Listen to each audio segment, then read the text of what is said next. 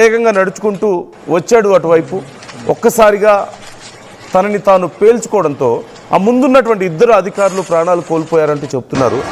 ఆ విజువల్ ఒకసారి మనం చూడొచ్చు. చాలా చాలా భయంకరమైన పరిస్థితి మనకు కనిపిస్తుంది. అప్పటి వరకు చాలా సాధారణంగా డ్యూటీ చేస్తున్నటువంటి అధికారులు అదిగో ఆ విజువల్లో చూడండి, నడుచుకుంటూ వచ్చాడు. ఒకసారి చాలా వేగంగా నడుచుకుంటూ రావడాన్ని మీరు చూస్తున్నారు. ఇక్కడేమో ఆ ముందు ఇద్దరు అధికారులు ఉన్నారు, వెనక ఒక ముగ్గురు నిల్చొని ఉండడాన్ని మీరు గమనిస్తున్నారు. It's check post. ఆ చెక్ పోస్టులో అతను ఆ బ్లాక్ షాల్ ఉన్న అతను చాలా వేగంగా అలా నడుచుకుంటూ వచ్చాడు. And then it happened. ఎంత భయంకరంగా ఉందో విజువల్ ఒకసారి మీరు చూడండి. ఇంత ఈజీగా ఈ ఘటనలు జరుగుతున్నాయో మీరు చూస్తున్నారు. ఒక ఉగ్రవాద సంస్థకు సంబంధించిన వ్యక్తిగా తెలుస్తోంది.